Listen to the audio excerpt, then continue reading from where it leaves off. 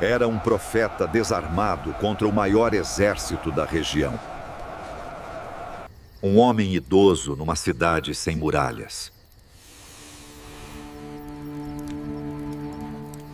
Cercado por cavalaria e carros de combate que marcharam a noite inteira só para capturá-lo.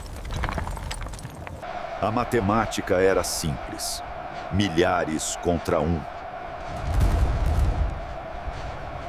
Mas naquela manhã em Dotã, por volta de 850 anos antes de Cristo. Os números não contavam a história completa.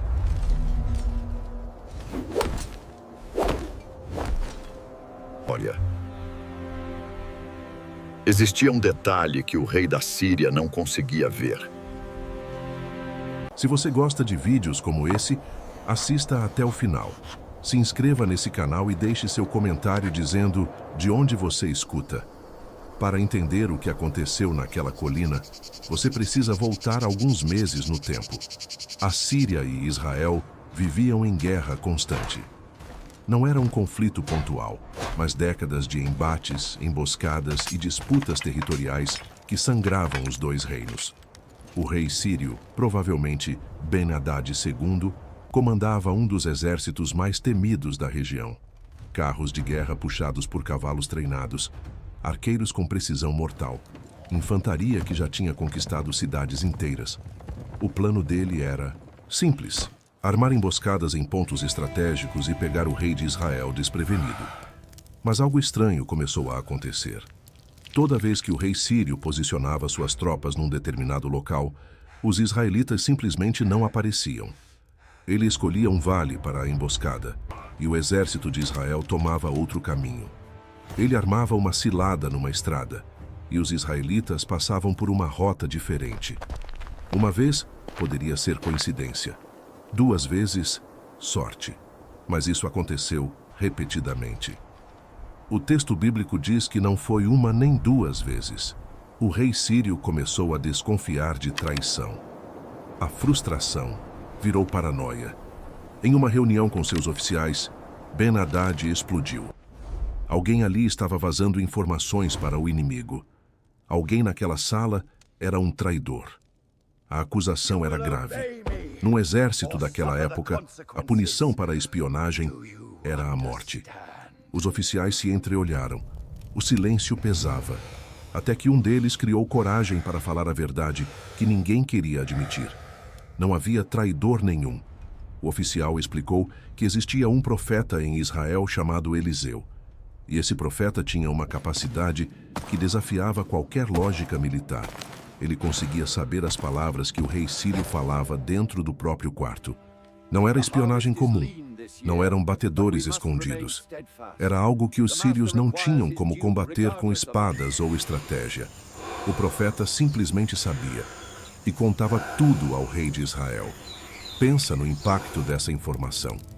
O comandante supremo do exército sírio descobre que não existe nenhum sistema de defesa capaz de proteger seus planos. Cada movimento que ele decide, cada estratégia que ele desenha no mapa, cada ordem que ele sussurra para seus generais, tudo chega aos ouvidos do inimigo antes mesmo das tropas se moverem. A vantagem militar que a Síria tinha em número e equipamento simplesmente desaparecia diante dessa realidade. De que adianta ter o maior exército se o outro lado sempre sabe onde você vai atacar? A solução de Ben-Hadad foi direta. Se o problema era um homem, elimine o homem. Ele ordenou que descobrissem onde Eliseu estava. A informação chegou rápido. O profeta estava em Dotã, uma cidade pequena a cerca de 19 quilômetros ao norte de Samaria. Não tinha muralhas significativas, não tinha guarnição militar. Era um alvo fácil. O rei não enviou um pequeno destacamento. Enviou cavalos, carros de guerra e um grande exército. O texto hebraico usa a expressão Chayil, Kaved, uma força pesada, substancial. Estamos falando de centenas, possivelmente milhares de soldados. Tudo isso para capturar um único homem idoso. Mas Ben-Hadad não ia correr riscos. Se aquele profeta realmente conseguia saber os segredos falados em quartos fechados, era melhor garantir que não haveria escapatória. O exército marchou durante a noite. Essa era uma tática comum na antiguidade. Movimentar tropas no escuro evitava o calor do dia e permitia chegar ao destino com as primeiras luzes da manhã, quando o elemento surpresa era máximo. Os soldados sírios atravessaram os vales da região, subiram as colinas que cercavam Dotã e se posicionaram ao redor da cidade, enquanto seus habitantes dormiam.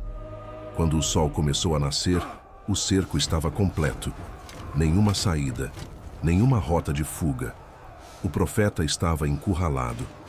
Foi nesse momento que o servo de Eliseu acordou.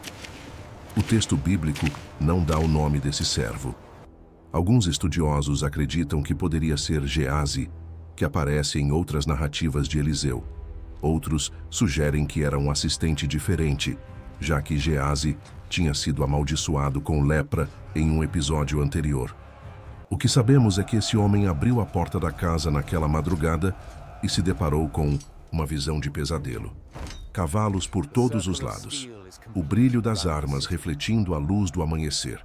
Soldados posicionados em formação de cerco.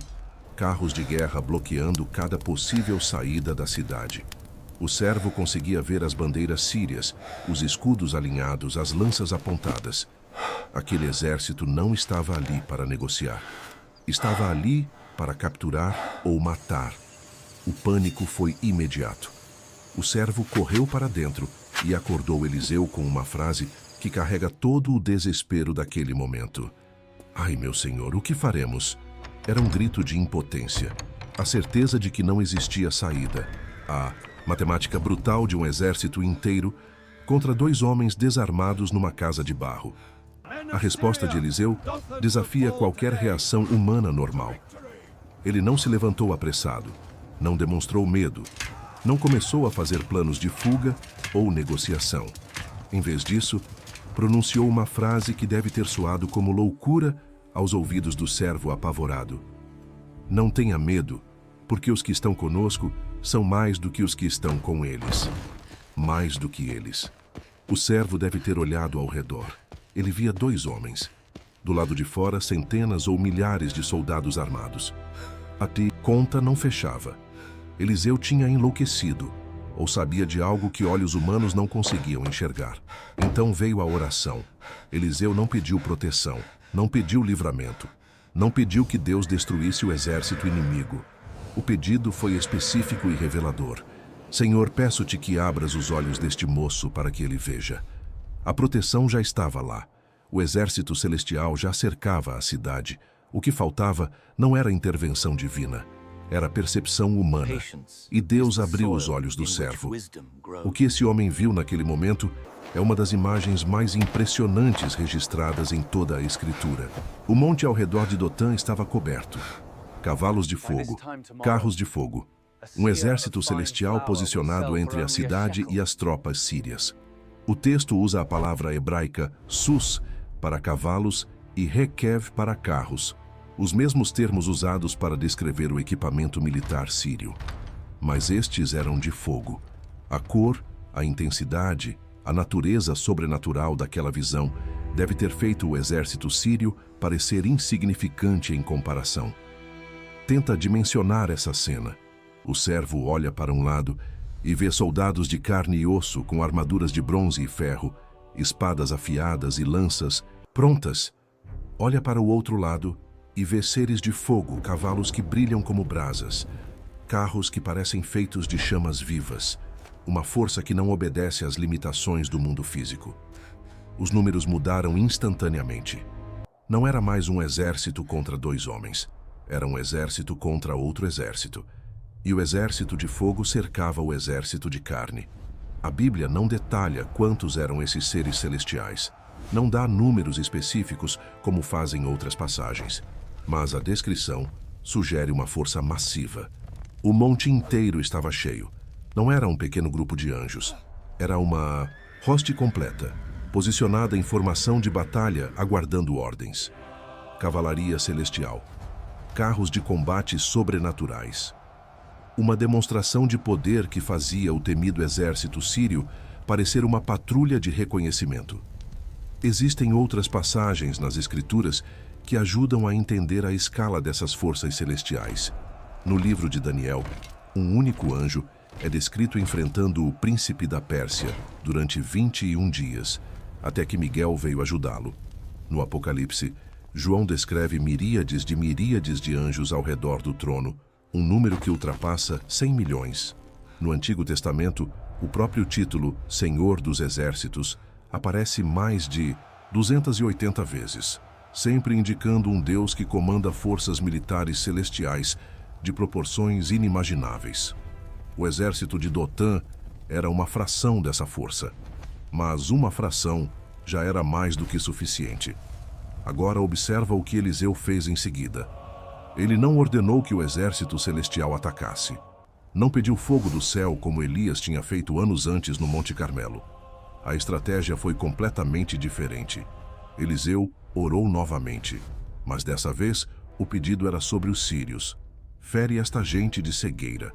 A oração foi atendida instantaneamente. O exército inteiro perdeu a visão. Centenas ou milhares de soldados treinados de repente não conseguiam enxergar nada. Cavalos desorientados, comandantes sem saber onde estavam seus homens, formações militares perfeitas transformadas em caos total.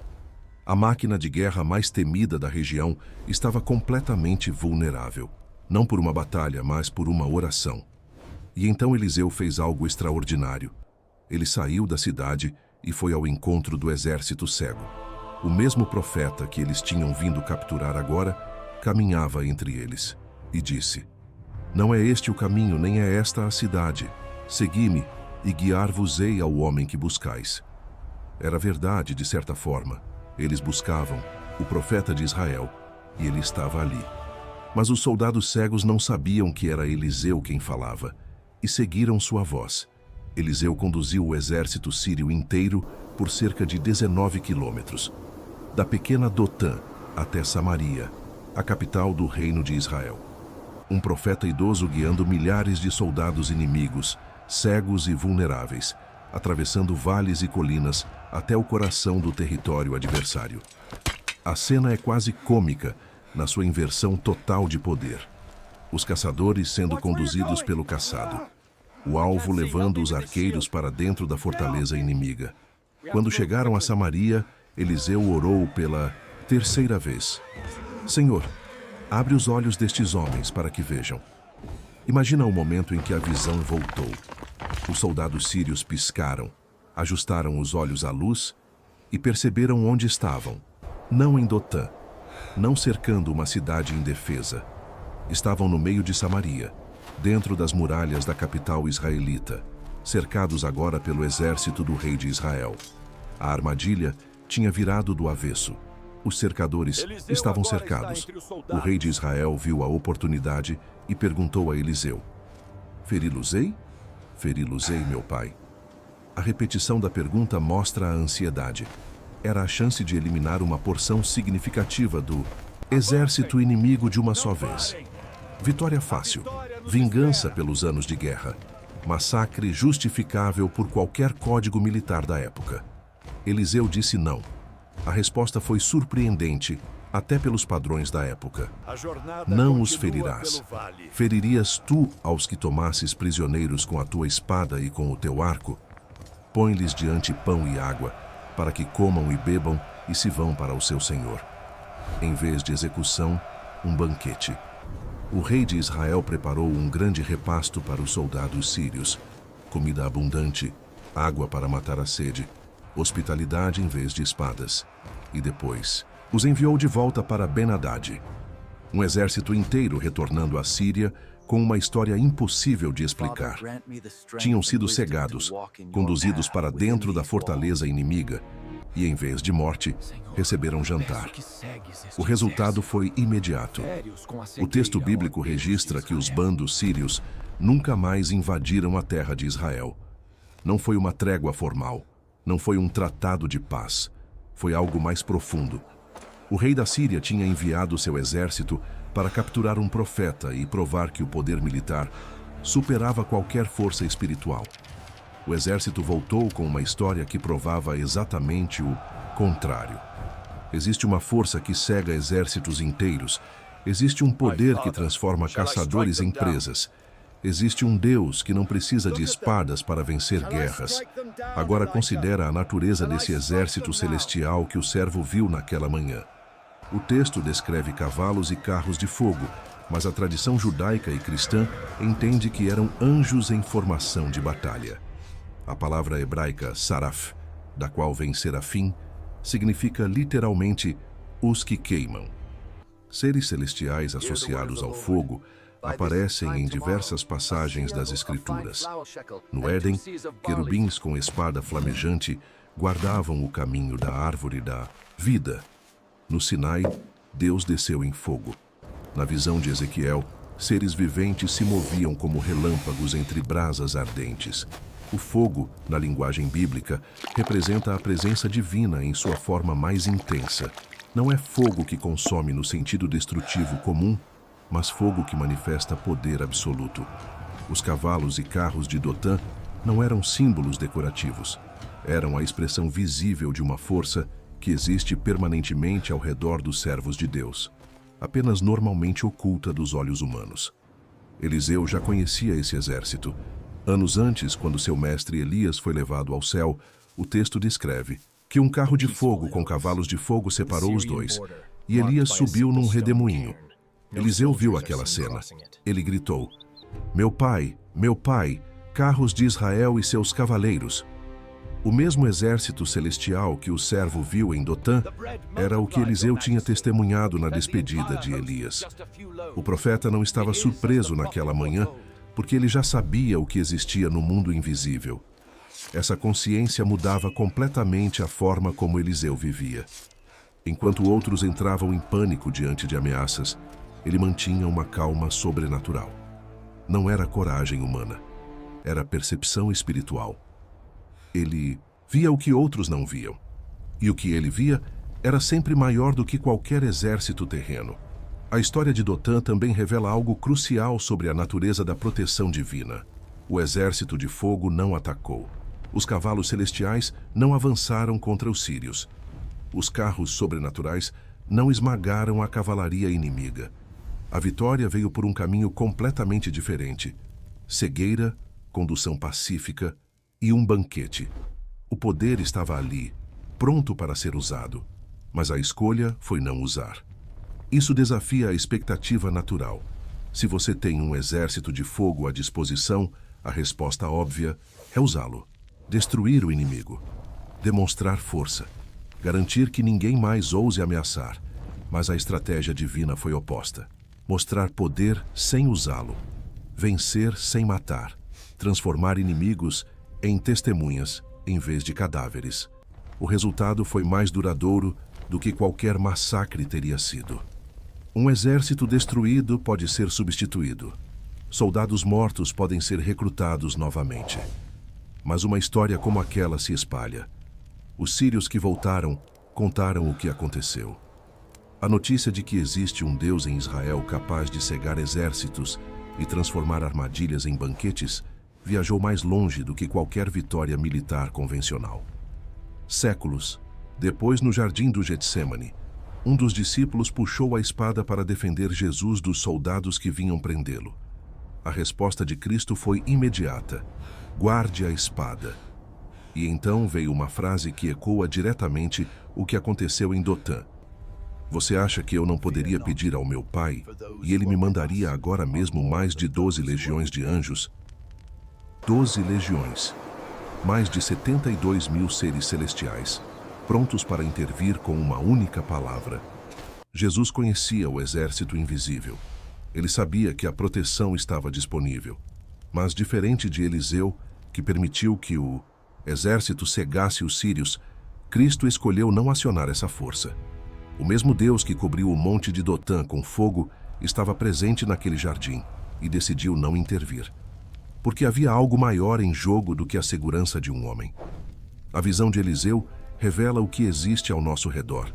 A escolha de Cristo revela algo ainda mais profundo: que o Deus que tem poder para enviar milhares de anjos, às vezes segura esse exército de propósito. Em Dotã, o fogo protegeu.